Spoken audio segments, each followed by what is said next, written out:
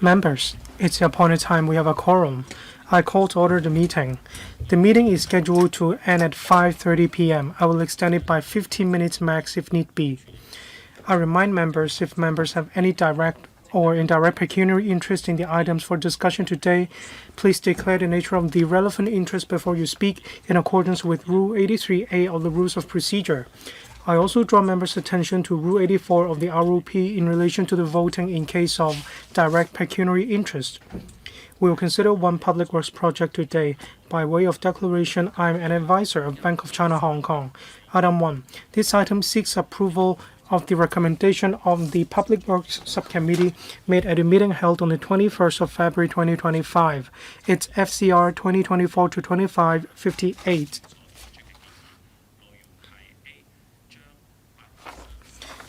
A.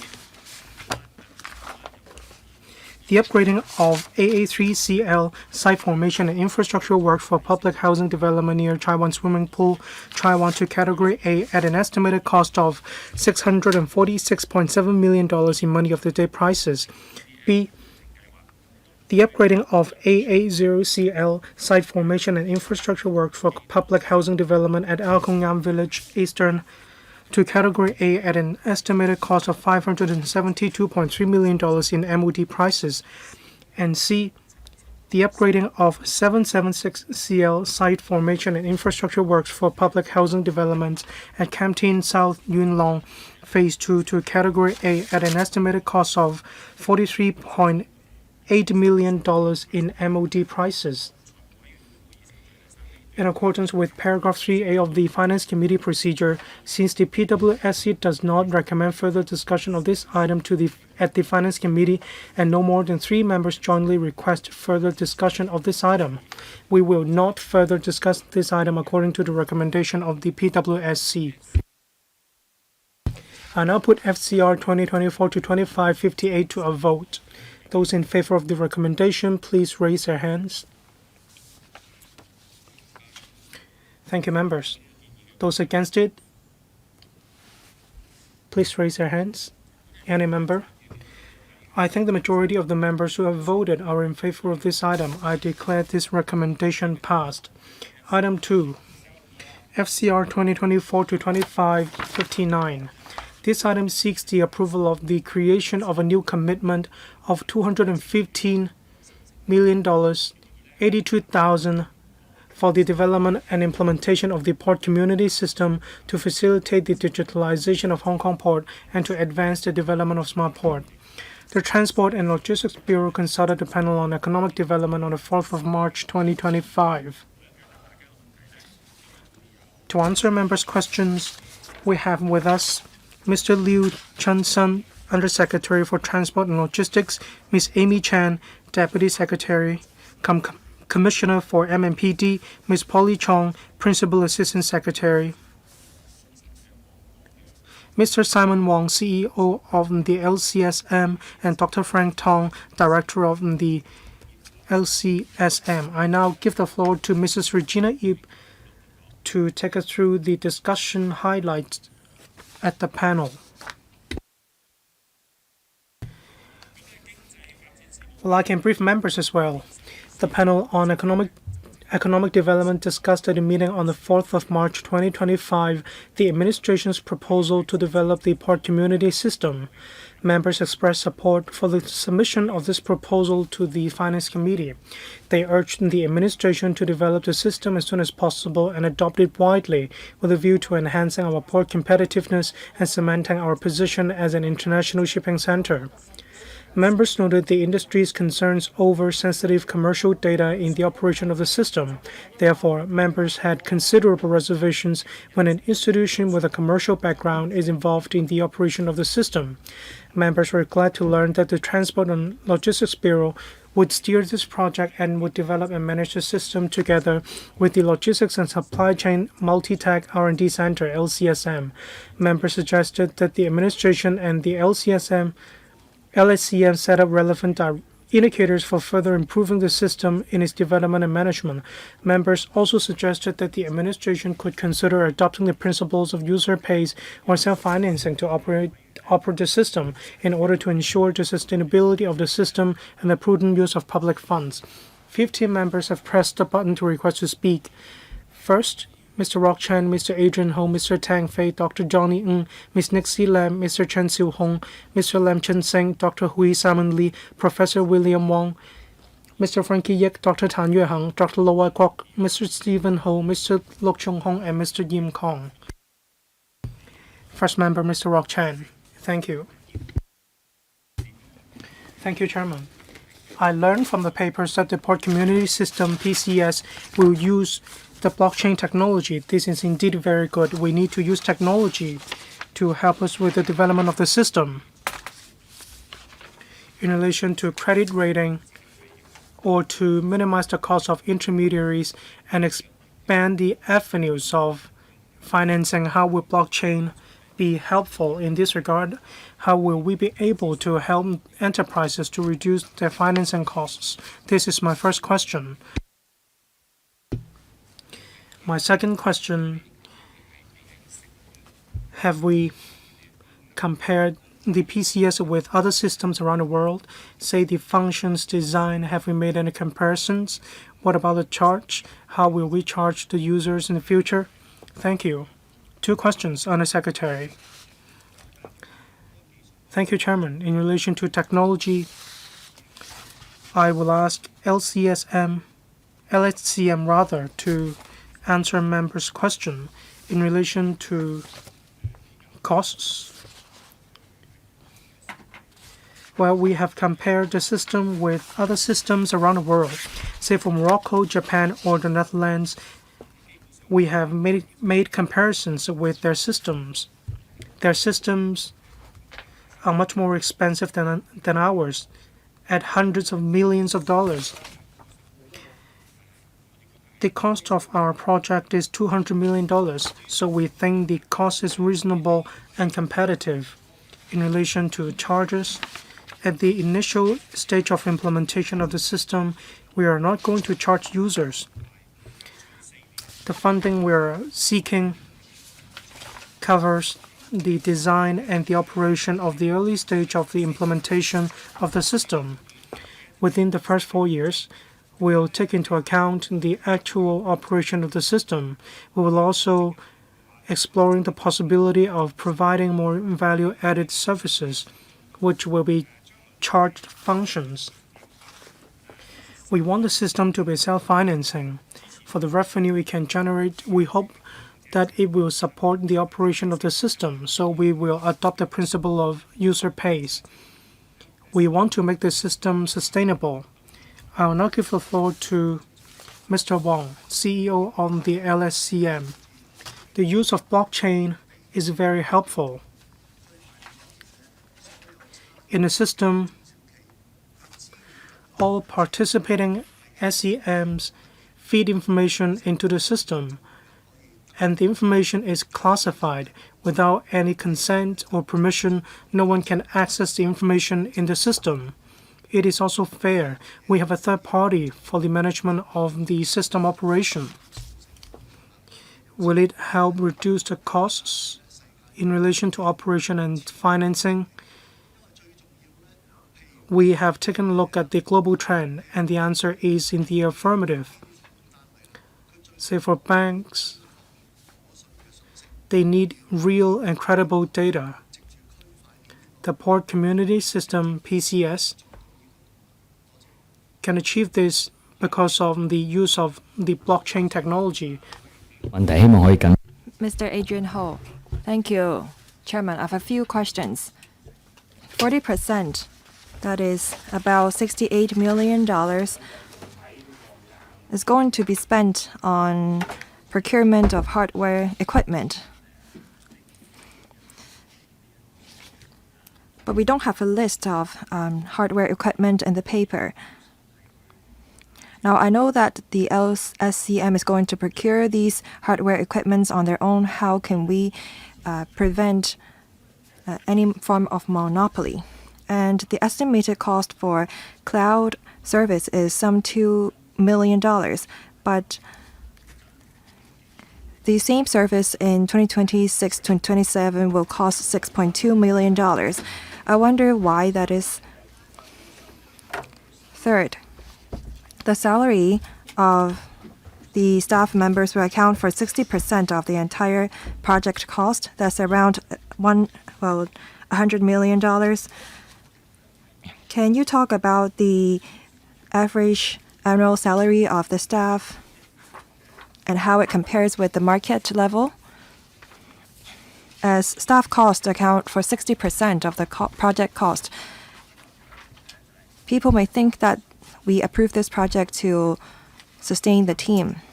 Also, there will be a $17 million of non-recurrent staff costs. I'd like to know about the ranks and positions of these staff. Thank you. 4 questions. Now, on procurement of hardware equipment, LSCM is going to procure these equipment on an open tender basis. As to how we can prevent any form of monopoly, I'm going to ask Mr. Wong to supplement. Regarding the breakdown of the project cost, I will ask the commissioner to talk about that. Ms. Chan, please. Thank you. Now, in terms of cloud service, I will thank Mr. Ho's question. He said that from 2025-26, it cost $2 million. For 2026-27, it's going to cost $6.2 million. Our goal is to roll out the system by January 2026. So the cost for 2025 will only last for 3 months, but starting from 2026, we're going to operate for a full year. That's the reason for the increase in costs. The member also asked about the manpower. We expect that there will be a team of 35.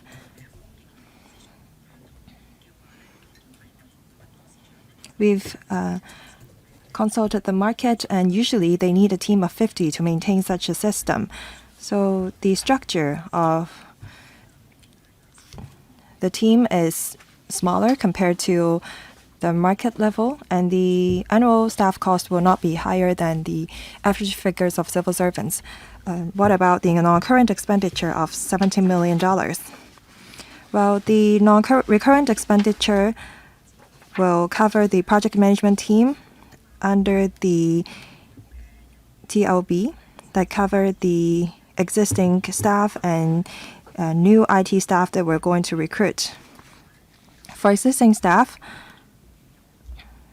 they will shoulder the responsibilities for establishing the PCS apart from their existing duties. And for other new staff, we're going to hire them upon approval of the proposal.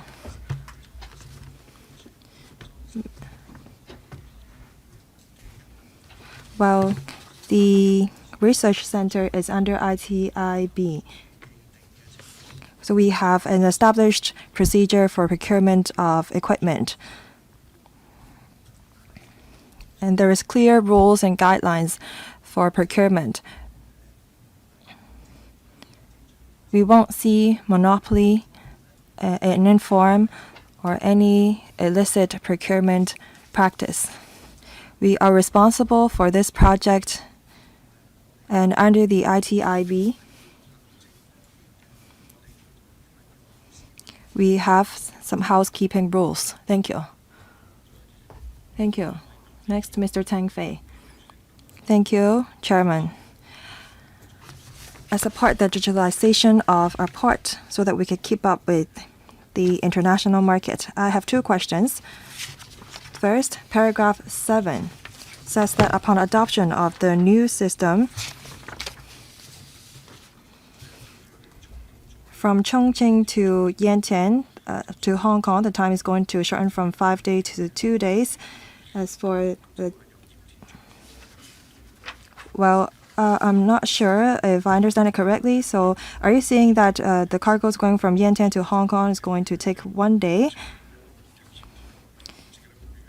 Because the journey from Chengdu to Yantian is longer than that from Yantian to Hong Kong. Is that proportional? My other question concerns paragraph 29, the non-recurrent expenditure. I welcome the digitalization of port. We need INT to support our traditional industries.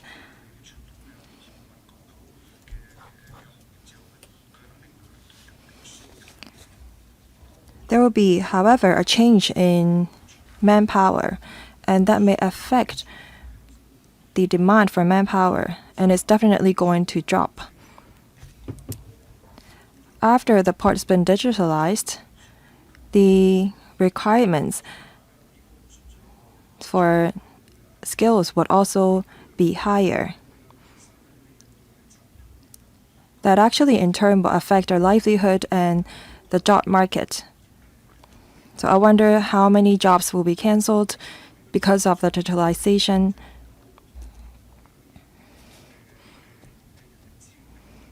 And I wonder what is the demand for skilled workers. Well, the second question is nothing to do with the financing of this project. If you have any policy question, if the Undersecretary want to respond to the policy questions, you may try to do so, but please be brief. I will answer two questions. Why does it take 1 day to go from Yantian to Hong Kong? Well, that's because we use barges. We don't use the vehicles to transport these goods. For barges, there is a schedule we need to follow, so it generally takes a day. As for the impact on manpower demand,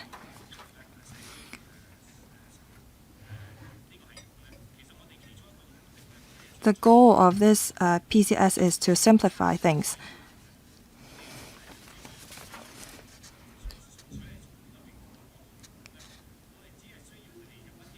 We only ask our staff to enter, well, we only ask our exporters and importers to enter simple information onto the platform before they can use the system. We need staff for promotion and general operation. With the port community system, PCS, we don't think that there will be much impact on manpower demand because our system will be very easy to use. Dr. Zhang Ying. Thank you, Chairman. I support the establishment of the port community system because modernization and digitalization is a trend and we need that. I have a few questions. Paragraph 21 says that the TLB will engage an independent consultant to assist the government in monitoring the implementation work. I wonder how much this independent consultant will cost and how many consultants are going to engage. Second, on cybersecurity, there is an item on IT security-related services, which account for about 1% of the entire project cost. Is that enough? And there is no such IT security-related cost under recurrent expenditure. I wonder if there will be any problem with it. Also, on the use of cloud service, in the first year, we're going to spend $2 million, second year, $6 million. It is expected that there will be 60,000 users. If the system mostly contains text, then I don't think that we need that large of a capacity. But if there are videos that is going to be uploaded onto the system, then we are going to spend a large amount of money on cloud services. I will ask the Commissioner to talk about the figures. Thank you. I thank Dr. Ng for the questions. We're going to engage one independent consultant. We made reference to similar IT projects in the government. The consultant fee will be some $2 million to $10 million. With the funding approval from the FC, we're going to hire an independent consultant via open tender. So we don't have the cost yet. As for cloud services, it will mainly concerns data because the core business of the PCS is to update the status of the cargoes, whether the customs clearance been done, where the cargoes is. So the system is established to make sure that every users know where the cargoes are. There is another function that is, as soon as the cargoes reach the warehouse, the users can take a photo of the cargoes and they can upload those photos onto the system. So the system will contain some photos, but there will not be any videos. What about the question on cybersecurity? 1%. CEO, Mr. Wong, please. On IT security cost is included in our estimates. We're going to use cloud services, and the cost for the cloud service would have included the IT-related cost, but there is no recurrent IT expenditure. You only include it under non-recurrent expenditure. What about recurrent expenditure? We do have recurrent cloud service expenditure. Because we're going to procure cloud service, we don't develop the cloud structure ourselves. How much does cloud service account for? Because for cloud service, it's going to cost $6.7 million. How much IT cost is going to include? And I wonder if the consultant is going to be hired as full-time employee. Thank you. Regarding the independent consultant, we're going to engage them via a service contract. They will have to support us with professional service. They are not an employees of ours. As for cloud service, please refer to paragraph 30, bracket C. Under recurrent expenditure, we have this item of cloud services. As for the breakdown of cloud service cost, we don't have such information, but we're going to use the government cloud services. I think that you do need to supplement the relevant information to the Finance Committee. Would the clerk please note this down? Next, Ms. Nixie Lam. Thank you, Chairman. Under non-recurrent expenditure, there is an item of contingency. It is said that, well, there's also items on cloud services, system implementation services, IT-related services, and it is said that the contingency would account for 10% of the total non-recurrent expenditure. How did you come up with this 10%? If in 2029 we have not spent the contingency, how are we going to deal with that balance?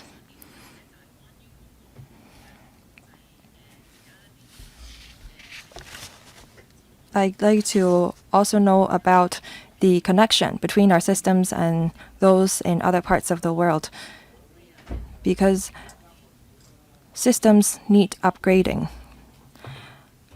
I wonder how much we need to spend on upgrading the system in the future. Thank you. 2 questions. Thank you. On the question about contingency, I will take that. As to the connection of our system with those of other parts of the world, I will ask Mr. Wang to talk about that. For contingency, it's used to cover unforeseeable expenditure in our project. If there is nothing of urgent nature, then we won't use it and we will return that to the Treasury. We're not going to spend it if there is no contingency. Well, because this system is a new IT project of ours,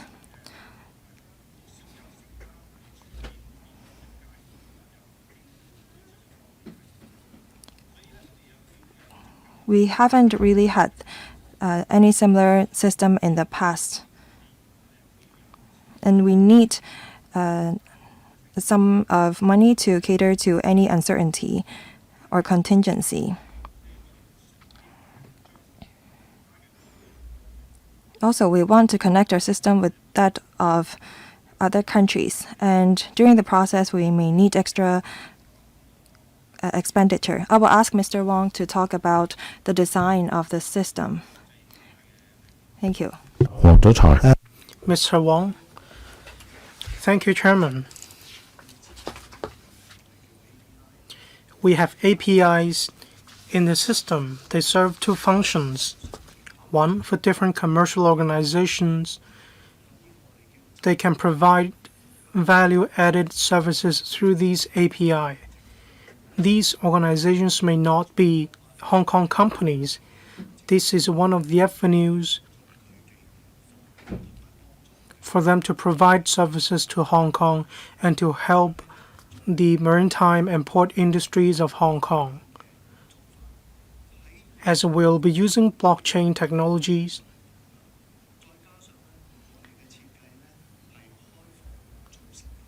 we have a modular design. This will allow maximum flexibility and convenience in the future in the operation of the system. Thank you, Mr. Chen Siu-hong. Thank you, Chairman. In order to develop Hong Kong into an international shipping center, the Action Plan on Maritime and Port Development Strategy was launched in 2023.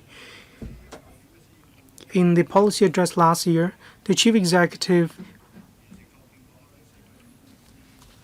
asked us to complete the PCS this year, so I support the development of the PCS.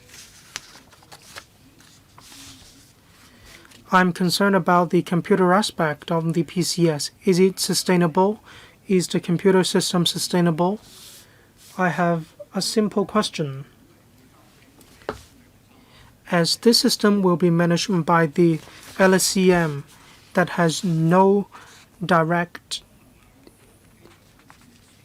conflict of interest, for the recurrent expenditure of $27 million, does it cover the operation fee involving the LSCM? If no, how much will LSCM charge? If yes, can you provide us with a breakdown?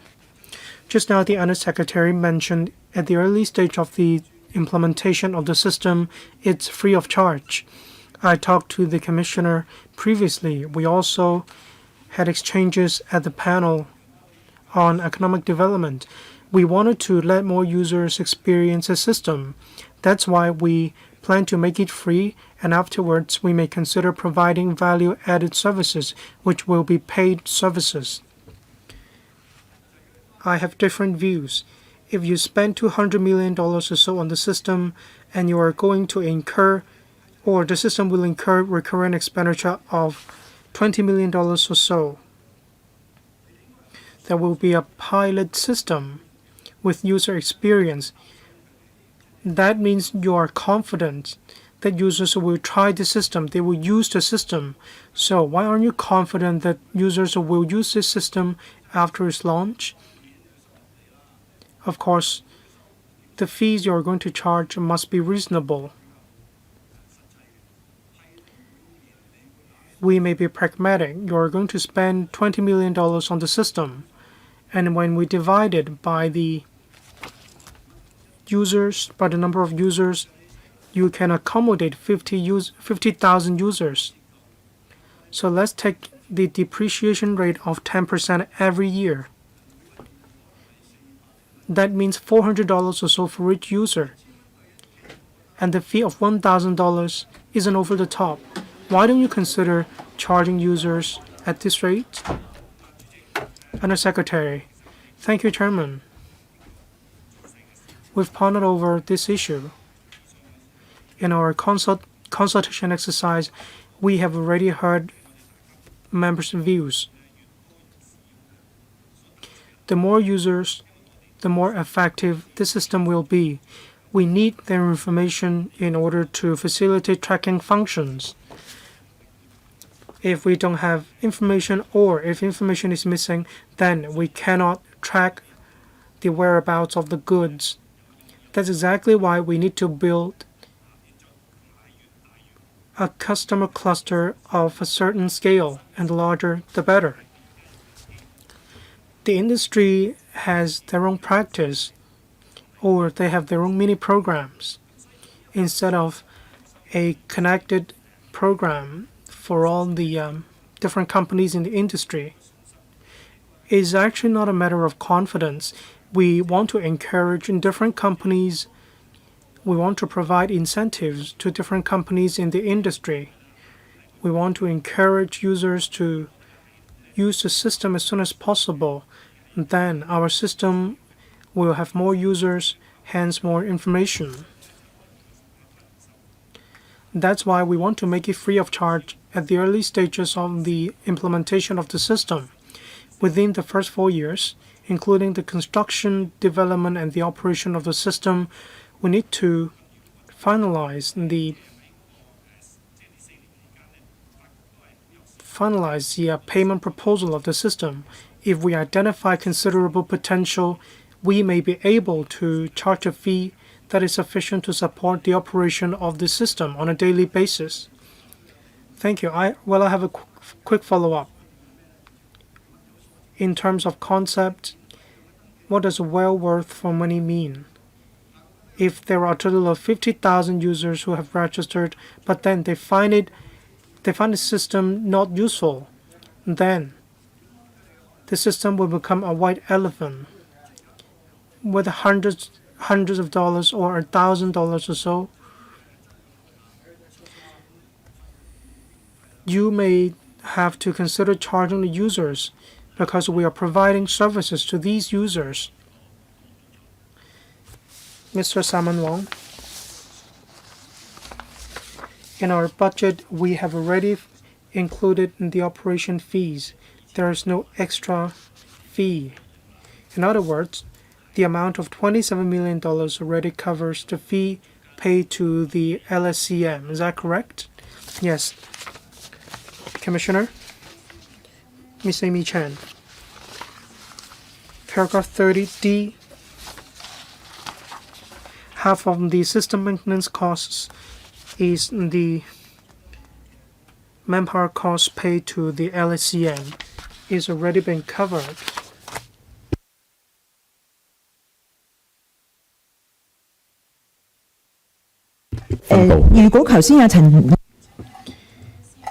If Mr. Chen was asking about the manpower costs on the LSCM in paragraph 30D system maintenance, about half of the amount, that is about $8 to $9 million that goes to the cost of the LSCM. Say electricity charges and office fees, that is covered. Speaker not coming through. Speakers might not on. Well, can the LSCM confirm that the center does not earn anything, make any profit from the project? Well, we don't charge any profit, so to speak. We don't charge any fees. According to our standing mechanism, this is a service agreement. It is part of our research and development work. Thank you. Next member, Mr. Lam Chen Sing. Thank you, Chairman. It is a facility as part of the Smart Port initiative. It will provide convenience to import and export practitioners, lorry drivers, and so on. This is indeed a good policy. But I'd like to ask about costs. Basic functions free of charge. But in the future, there may be value-added services, and there will be charged services.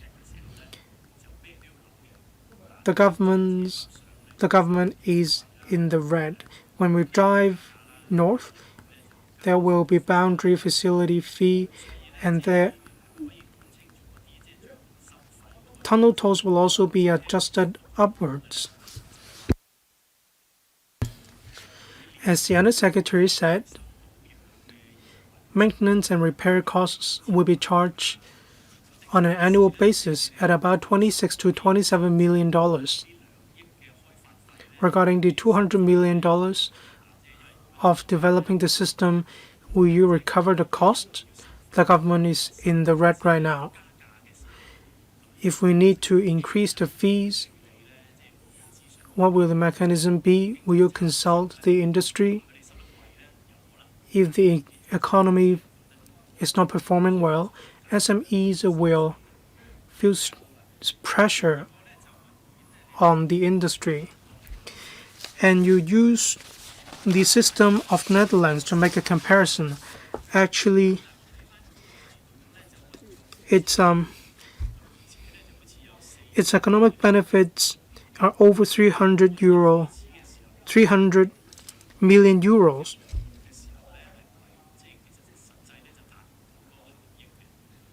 If there aren't many functions at the early implementation of the system, you may not be able to derive as many economic benefits. So I'd like to ask the Bureau, do you have any KPIs? How many value-added services will be provided? My third question is training is covered by the project, about $1.4 million.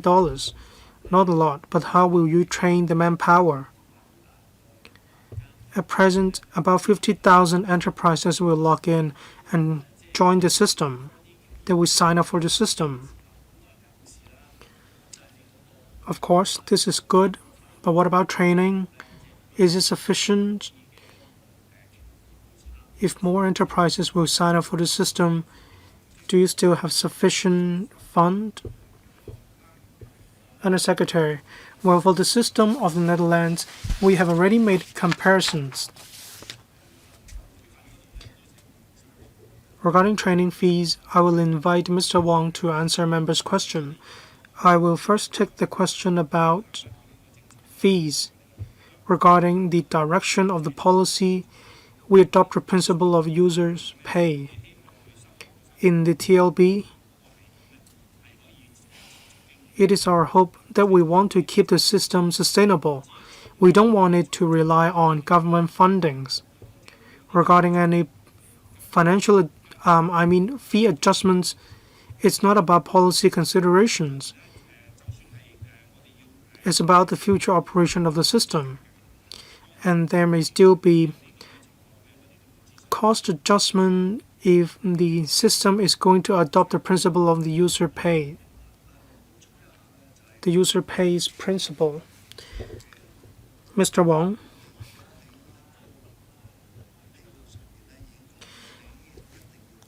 Well, in the paper, we already said that we have targets to meet. That is, we need to provide certain functions.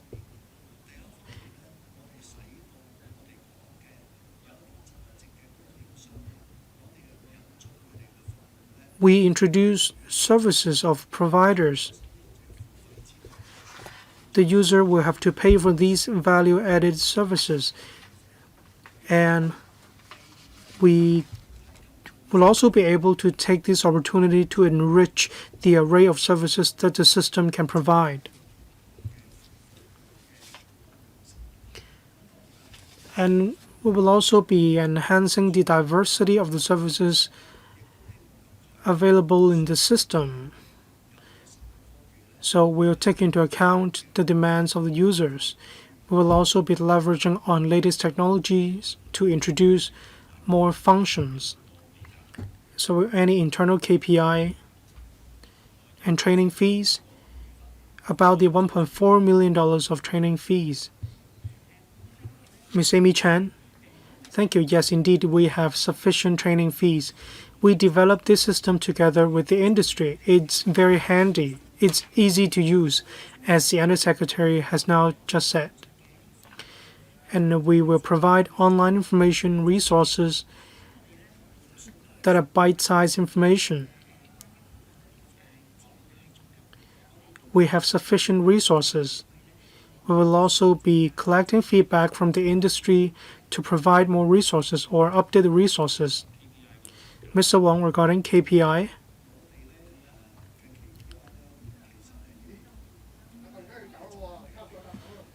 we need to work with the Bureau to set KPIs. First of all, we need to be able to develop the system. Then we'll have an idea of the number of users. And as we start working on the system, we will know the number of users in the system, and we will be setting the KPIs together with the Bureau. Thank you. 對於呢個系統呢，Dr. Ho Simon Lee, thank you. This system is essential to the digitalization of our port. So I support the project. And I have talked to the government regarding the project. So I understand the commitment.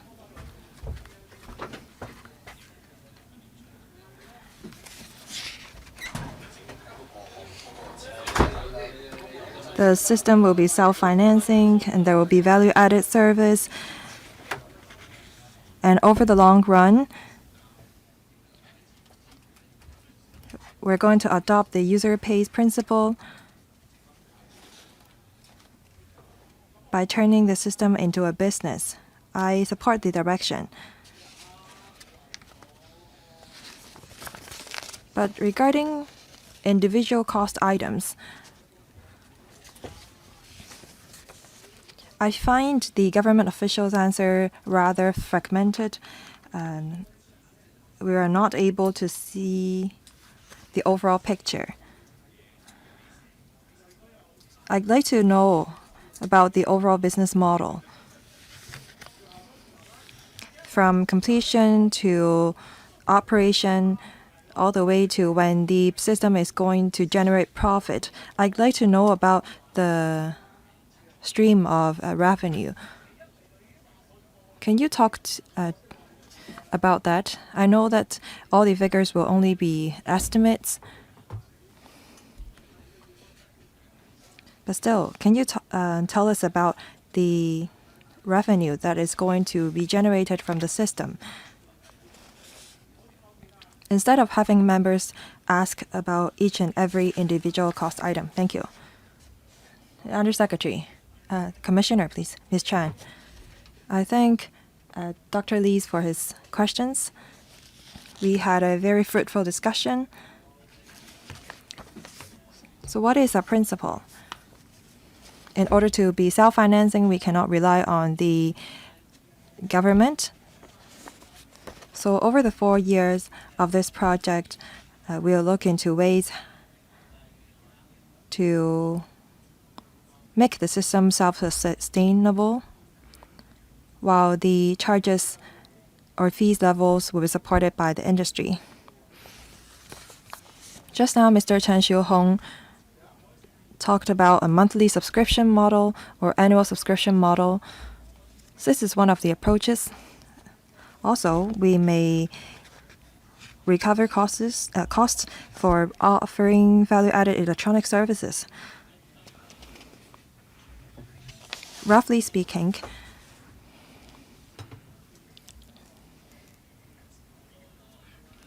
through one data multiple declarations, ODMD,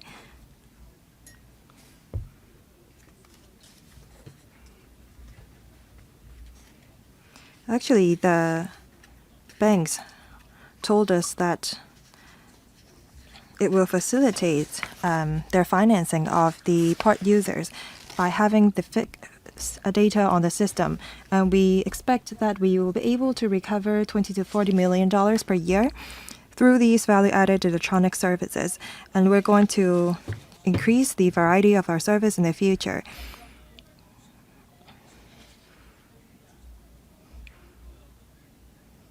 We may also include other functions and service on our system, and we may charge a fee for the provision of such service. We do have a business model, and there is a case for it. Over the next 4 years, we're going to test all of these models to see if they are practicable. After the 4 years' time, we may be able to come up with a fee structure. Chairman, the government talked about an estimates. They may not be accurate. There is great potential, business potential for this system. The business model mentioned may be viable. I know that the figures quoted may be for reference only, but I think that we should work towards this direction. Professor William Wong. Thank you, Chairman. I'd like to echo members' questions on business model. I hope that the administration will work on the marketing of this system. A few questions. First, there is the service of ODMD under the PCS, and this is a kind of function that is applicable to mainland and Hong Kong, and I wonder if importers and exporters from other countries can make use of such function. And the users can make use of Corp ID, digital corporate identity, to log into the system. Will the administration mandate the use of Corp ID? Because in this case, we can encourage more people to use Corp ID. I know that SCM is responsible for this project. I'd like to know more about the source code. Are you going to hand them over to the government? Because in the future, we need to have the source code in order to maintain the system. So apart from PCS, we also have a trade link system. I wonder if there is any connection between these two systems. Undersecretary. Thank you. Regarding the one data multiple declarations functions, only importers and exporters from Hong Kong and mainland can use them.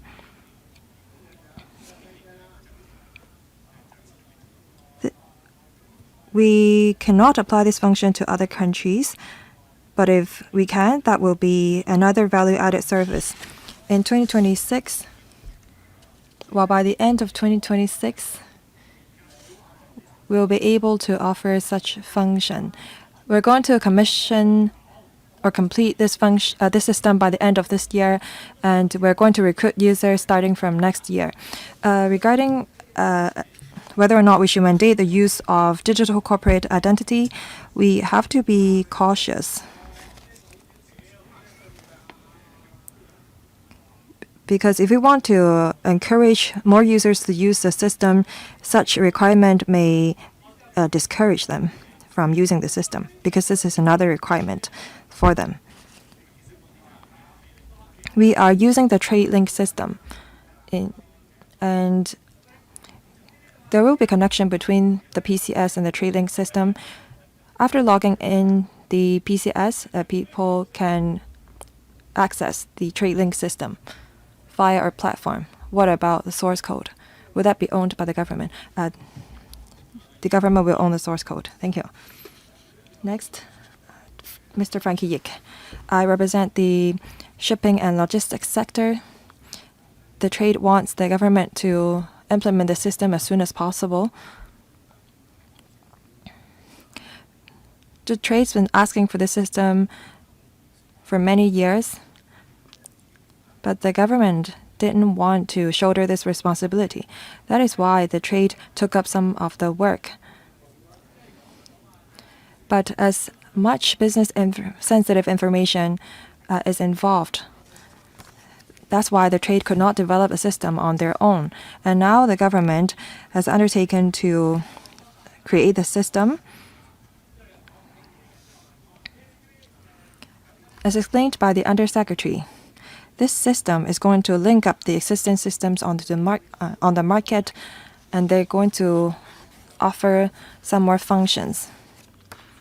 When this system is commissioned, that will be at the same time when the trade single window is commissioned.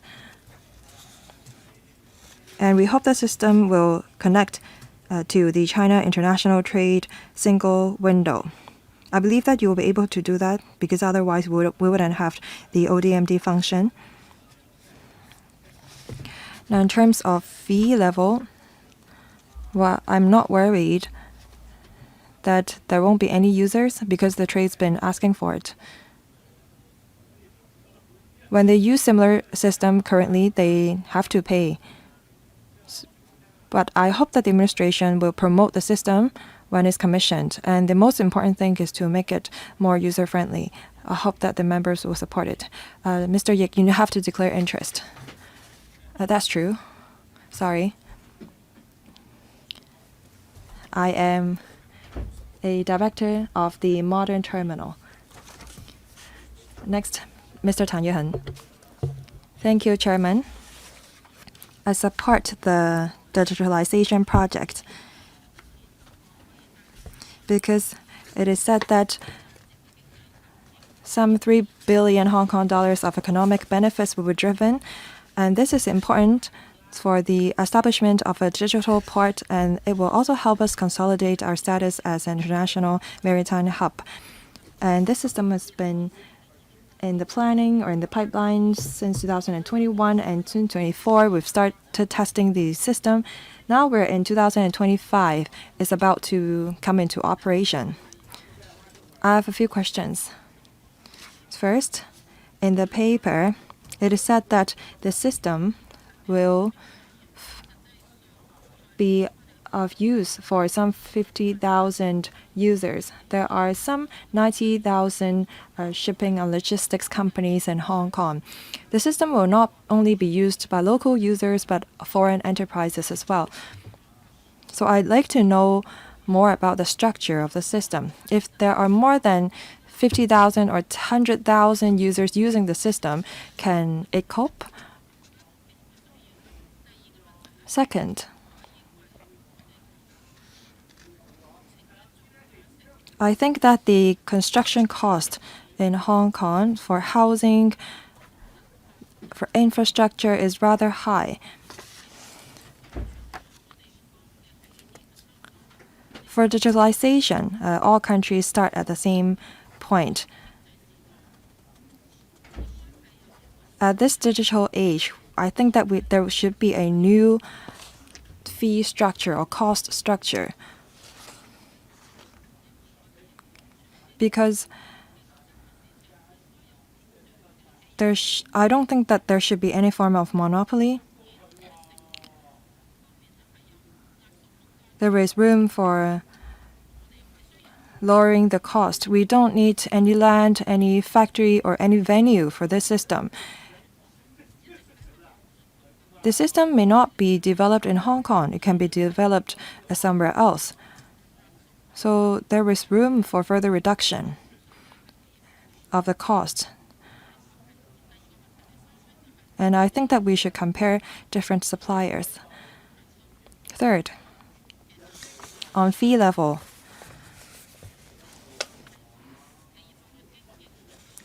can we turn the system into a business? Because there will be more than 50,000 users, and if we charge each of them $1,000, then we can generate a huge profit. Thank you. Undersecretary, thank you. On the questions about the capacity of the system, it can cater to more than 90,000 users.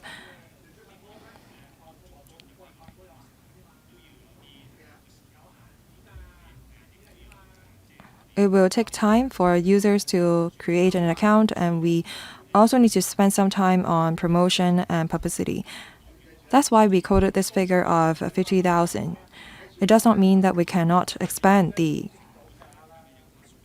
capacity of the system. As for whether we can further lower the cost, as we've engaged the LSCM and they have already developed the system. So the cost for developing the software has already been incurred. Now the proposal covers hardware equipment and manpower. We're not going to develop a new system or a new software.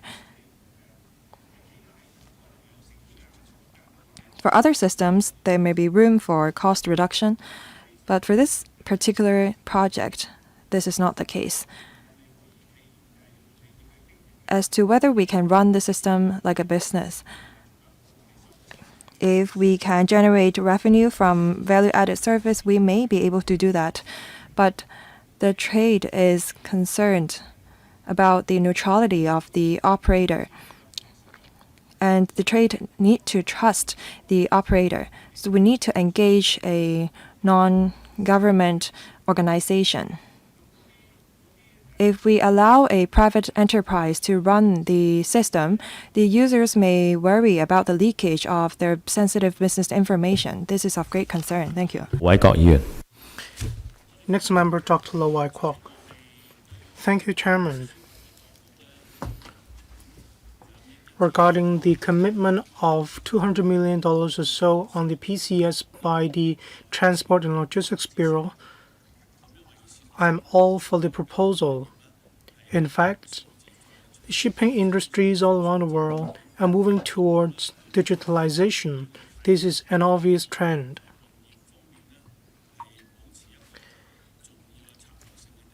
If we want to keep our important strategic position, digitalization and smart development of the port are very important. We must continue to develop towards these two directions: interconnection and interoperability of information. I'd like to talk about this. As mentioned in the paper,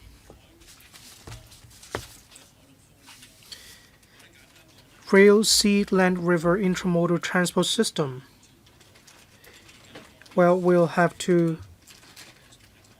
consider all different transport systems covering rail, sea, land, river, air as well. Different intermodal transport systems are covered. That's why I said we need to consider all the options, say air, rail, sea, land, and river. We shouldn't just be connected to the GBA. As the paper mentions, we need to be connected to the world as well. The word community in the paper seems small, but in fact, it is not. It transcends national boundaries. We need to stay connected to the world.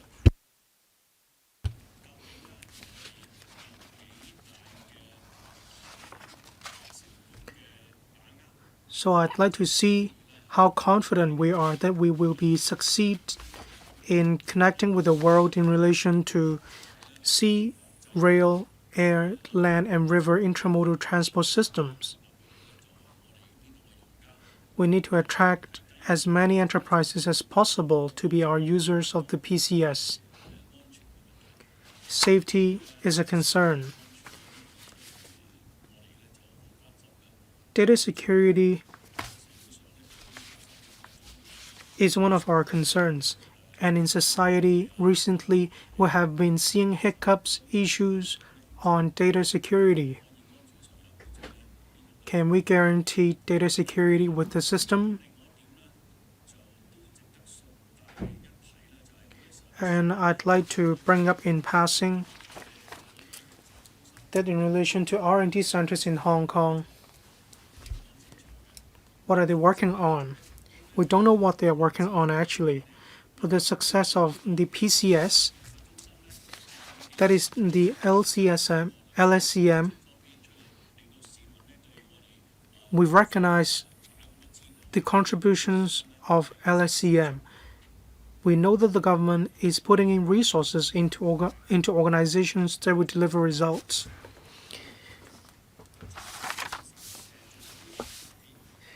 Well, whether we are confident that we can foster a rail, sea, land, river, and air transport system, this requires the participation of all stakeholders.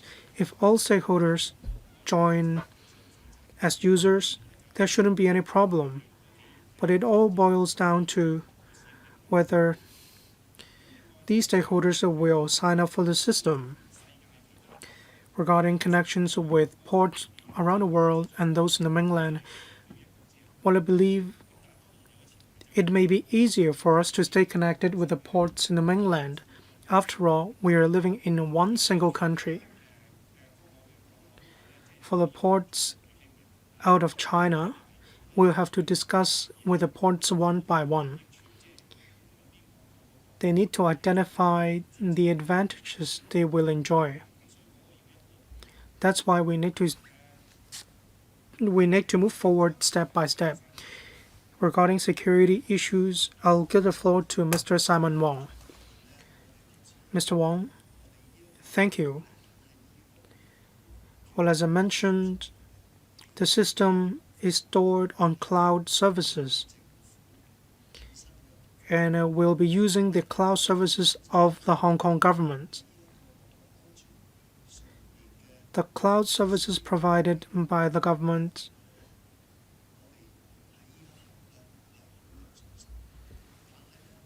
are very safe. We are confident about the security of government cloud services. But apart from that, we are still exploring whether we can add any other cybersecurity facilities into the system. Once we can identify any new cybersecurity network or facilities to the system that can be added to the system, we will do so. And last of all, I thank member for his support. We definitely do our level best. Thank you. Next member, Mr. Stephen Ho. The DAB supports the system. A wide array of officers from the TLB came to discuss it with us. They explained the PCS to us.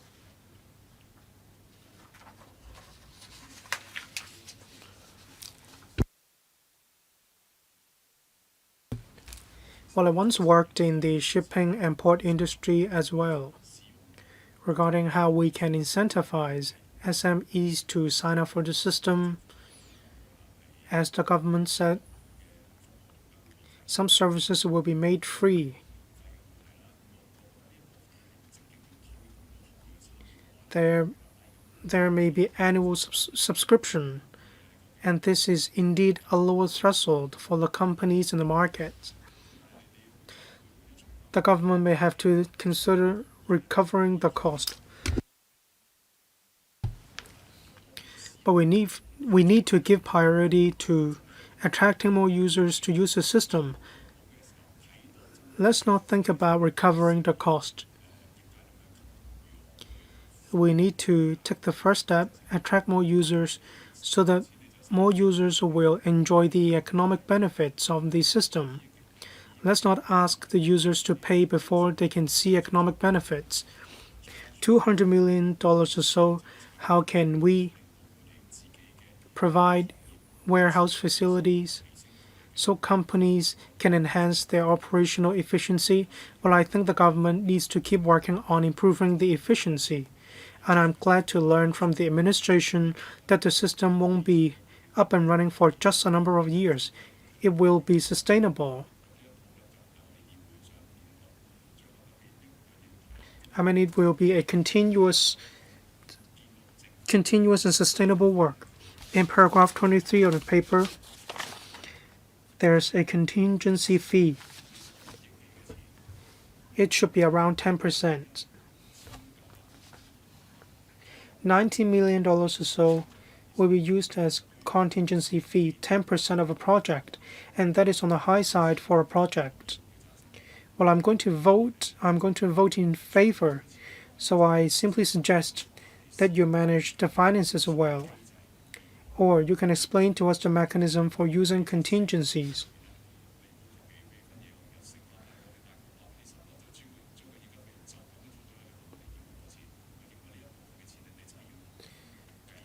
I think you do need to look into the reasonable level of the contingency fee. Don't just take 10% of the entire project cost and simply explain to us that is the portion of the project cost. And Secretary, well, as I mentioned, the contingency cost is for contingency indeed. We won't necessarily use this amount even more for contingencies. Mr. Stephen Ho just now mentioned a mechanism for using the contingency fee. Well, I believe having a mechanism is good. Of course, The TLB will be steering this project.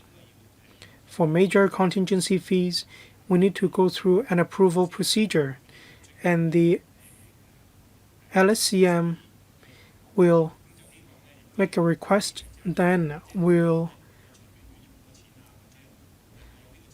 see whether we approve the request or not. Mr. Ho, I'd like to supplement. I understand the contents of the contingency fees of different projects are different. Say we had a pandemic a number of years ago, and we needed to use contingency fees. The situations are different. They vary from one project to another.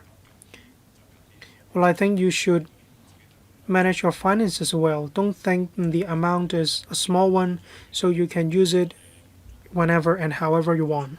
Thank you. Mr. Michael Look. Thank you, Chairman. I speak in support of the development of the PCS. We develop multimodal transport system, rail, sea, land, river intermodal transport system. Therefore, we do need the PCS to enhance our efficiency. In the paper, the port system of the Netherlands was cited. Within one single year, 300 million euros are saved. In other words, within one single year, you will be able to recover the cost.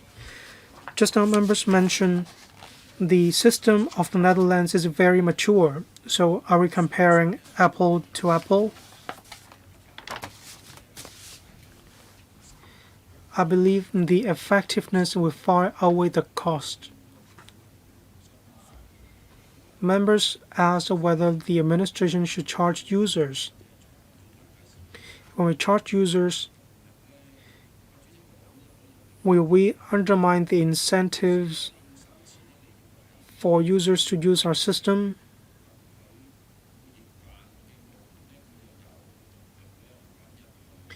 If we charge users, then the department responsible for the system will be incentivized to look for users to use the system. Otherwise, they may simply lie flat and they won't actively or proactively look for users to use the system. So do we have any timetable?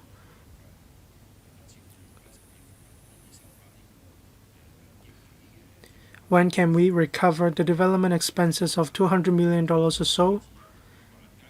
If there are 50,000 companies, there are actually $400 or so for each company.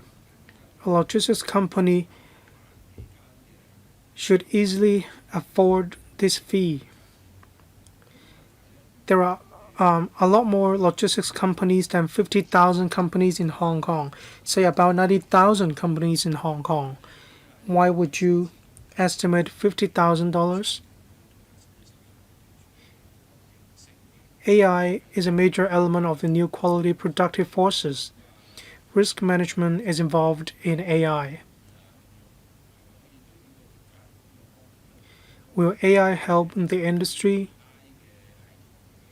Will we introduce API for third parties to develop plugin? I'm not sure if this is the best word, but we can add additional functions or features so that the industry will have an incentive to develop such functions. Thank you. For the second question, I will ask Mr. Wong to answer that. As for how we come up with the 50,000 users, I will ask the commissioner to answer that. Let's break down the 90,000 shipment, logistics, and trade companies that we have in Hong Kong. About 15,000 of them are logistics companies. These will be our major users. So the 50,000 users would have included this 15,000 logistics companies. As for shipment and logistics, well, some companies don't need tracking service. So not all companies will log onto the system to track the status of their shipment. If there are more than 50,000 users, the system can be upgraded to cope with that. with the funding approval from the Finance Committee today, we're going to promote the system to the trade. Thank you. What about development? CEO Mr. Wong. Thank you for the question. The application of artificial intelligence is everywhere. We also use artificial intelligence in developing our system. We use AI to analyze the data, the flow, the pattern of data. We used AI to analyze them. When the users do customs clearance at the excess code, we use AI to help users to declare customs more efficiently. And as this system will be open, we're looking into introducing AI suppliers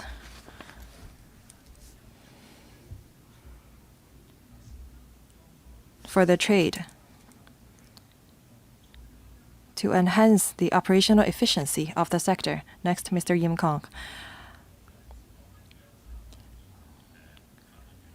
After these the remaining three members have spoken, I will put this item to a vote. If you want to put questions, please come down to the conference room as soon as possible. Mr. Yuen Long. Thank you, Chairman. I have to declare interest. I am a Deputy Director of the CBOC.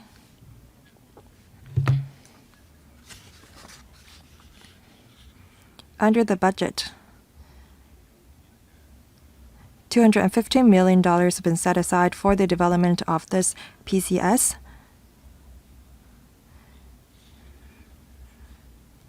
To enhance the data interchange and exchange among the users of the ports and ports of different countries. And I agree that we should not rely on the government. We need to be innovative in creating a business model. Apart from adopting this users pay principle, the Undersecretary said that we're going to develop more value-added service.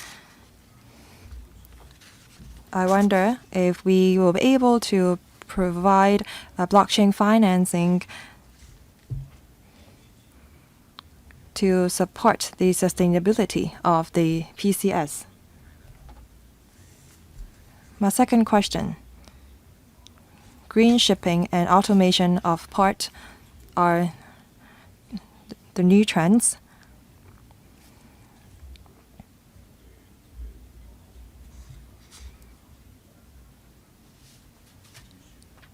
The government, I wonder if the estimates for such development is enough.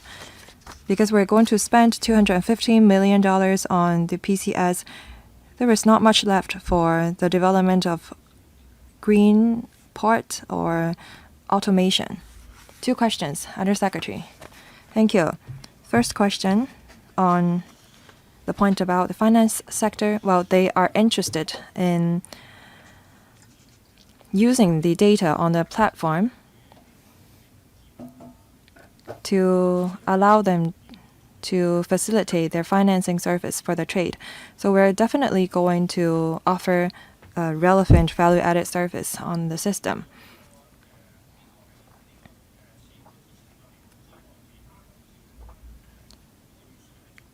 Regarding whether we have enough estimates for green shipping, we will try our best, but it's not directly related to this system.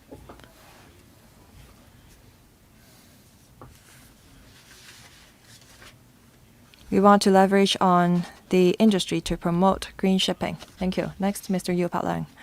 Thank you. We want to promote the digitalization of the port by developing this PCS system. I support it. but I have some questions.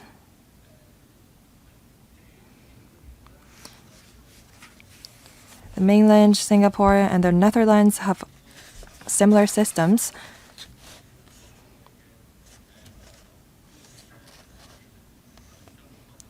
Now we rely on the LCSM to develop and operate the system. Just now, Mr. Yik talked about the background. Now, as we already have some similar systems in other parts of the world, can we introduce the system into Hong Kong and tailor-make it to cater to local conditions? Would that be more cost-effective by introducing systems for other places instead of developing a new one? Second, we're talking about this port community system, and it mostly has to do with cargo shipping. What about yachts and cruise ships? Will they be a part of the port community system? When we developed yacht tourism, can we offer value-added service via this system so that yachts coming from other countries and the mainland can enjoy faster customs clearance service? Will the system be of help to the development of yacht tourism?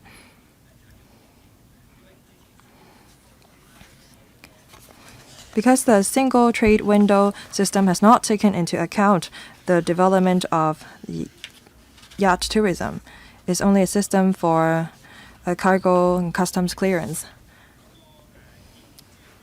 The Undersecretary, as to whether it's more cost effective for us to purchase systems from other countries or places. But as I've mentioned, the LSCM has already developed the system. We don't have to spend money to buy a new system. Now, the project cost only involve a manpower and hardware equipment procurement.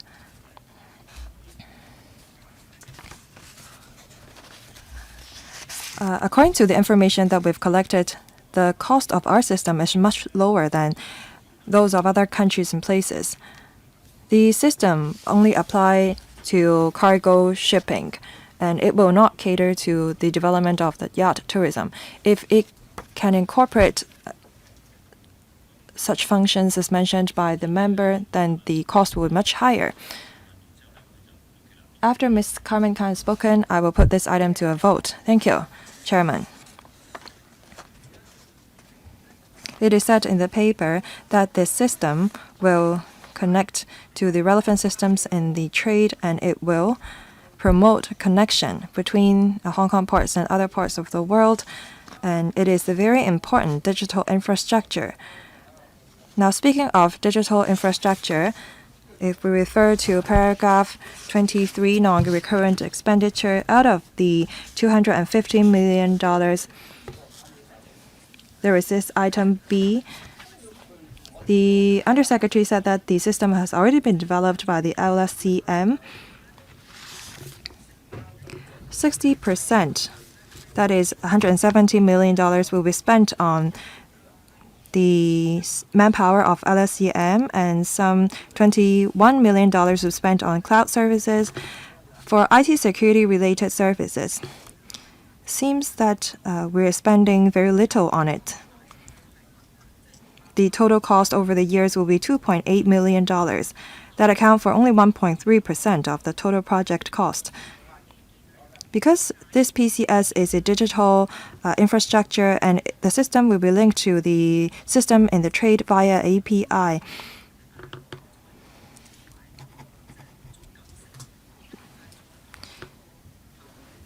I wonder whether the estimates on IT security related service is enough. I'm also concerned about the contingency. As the Undersecretary has already answered that, as the Permanent Secretary is already here, I know that the government usually set aside 10% of the project cost for contingency. But I think that we have to look at the nature of the project. For works project, we may need more contingency, but we should not apply the same percentage for system development. And I hope that the government will adjust the figure having regards to the nature of the project. This is just a suggestion. Dr. John Ng has already asked about the 1.3% question, but the scope of your question is wider. I will allow the administration to answer that question. CEO, Mr. Wong, please. Thank you. We are going to use the government cloud service. There was cybersecurity configurations under the cloud service offered by the government for IT-related service.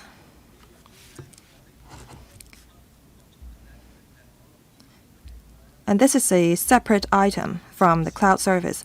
As you know, we're going to test the system from time to time. That is the blue and red team test. And whether someone can hack into our system or attack our system. And we also will engage an external auditor to assess our system. Chairman, will the Permanent Secretary respond to my question on contingency? Mr. Lai. Thank you, Chairman. I thank Ms. Khan for her suggestion. After the meeting, we'll look into whether we should apply the 10% to all kinds of work projects, including works project and system development. Members can rest assured, because as mentioned by the Undersecretary, all funding proposals approved by the Finance Committee, the controller will make sure that the funding will only be spent on project-related items. After all the expenditures been spent, the remaining balance will be returned to the Treasury. So we will not be spending outside the scope of the project. Also, the Undersecretary said that if the LSCM is going to spend the contingency, the administration will play the gatekeeping role. I now put FCR 2024-2559 to a vote. Will those in favor of the proposal please raise their hands? Will those against please raise their hands? I think that the majority of members who voted are in favor of the proposal. I declare this proposal passed. The next meeting of the Finance Committee will be held on the 25th of April 2025, and between the 7th and 11th of April, we're going to organize special finance meeting to scrutinize the estimates for the next year. I adjourn the meeting now. Thank you.